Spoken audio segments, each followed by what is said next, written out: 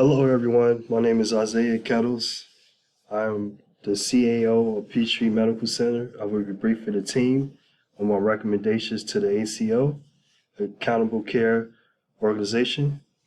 Some of the topics that I will be briefing on is the mock schedule for ACO and the order operations, the budget plan, and a solution to existing issues, just to name a few. I just ask that you please hold your questions to the end, okay? And let's begin on this briefing. Okay, this is background to the PE report. Okay, this is the timetable of ACO. Just a mock schedule. Doors open at 08:15. Clinics start at 08:30.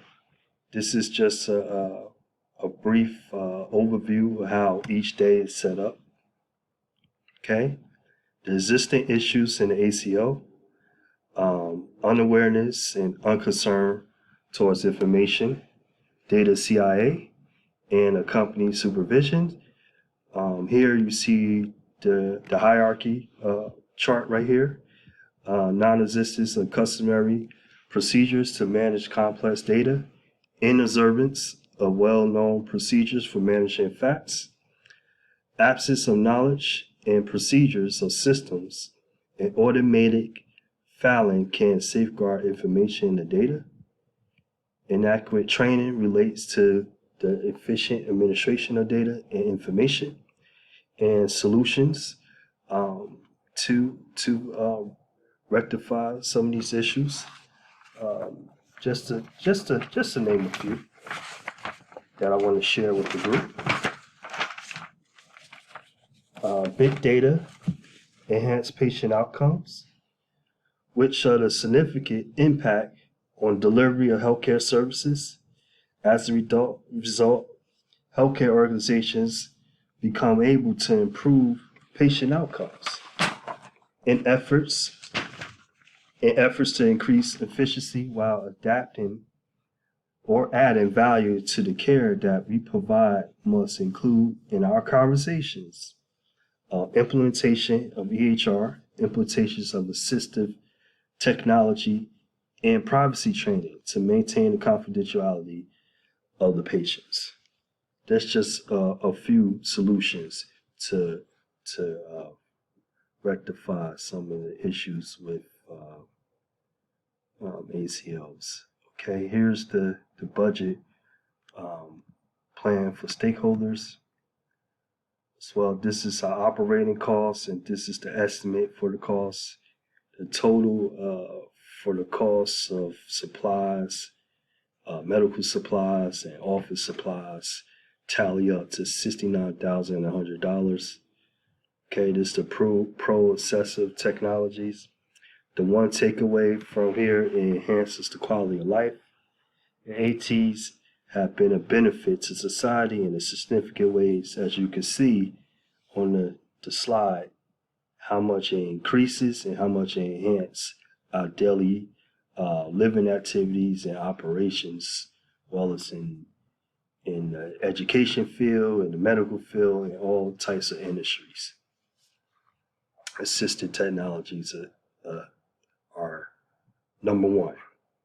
The cons of assistive technology are mostly ATs are expensive, they're time consuming, technology sometimes could be unreliable, and it cannot provide human care and physical contact, just to name a few.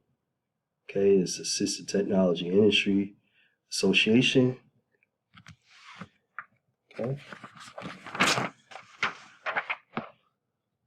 Okay, another topic I want to cover. Excuse me if I move along too fast. It's the purpose of privacy training. As you see on the sides, monitor and supervising security and training procedures, managing the implementation of privacy procedures in the organization, managing implementations of security procedures in the organization, monitoring and supervising the compliance and the risk assessments, analyze the privacy of audit reports, security programs, and compliance, regulation of privacy. Okay, this is a general accepted privacy principle, the GAP. One thing about the GAP, it operationalized complex privacy requirements into a single privacy objective. That's one takeaway from the GAP. Okay, identification, handling of data. As you can see, information is all about security awareness, information to identify an individual. As you can see on the slide, privacy policy development. Okay, and these the laws and the regulations on privacy. As you can see, the DoD use a lot of military regs. So I can see Department of Defense regulations they use to support these practices.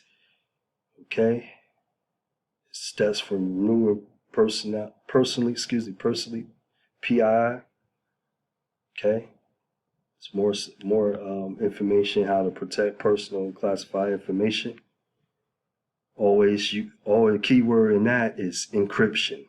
Okay, to conclude, to communicate the policies to an organization, personnel, HR, to maintain an ethical environment within an organization, to gain customer satisfaction, compliance with organization policies. Training should be done at all levels to ensure security and confidentiality of PI. Okay, if you have any questions, I could stay on for a little bit. If not, this concludes this presentation. And if you need any support or assistance, you can reach me via email, or I could send out the slides to you. Please feel free to reach out to me if you have any questions regarding the presentation or our initiative to ensure that these recommendations go forward and be passed. Thank you.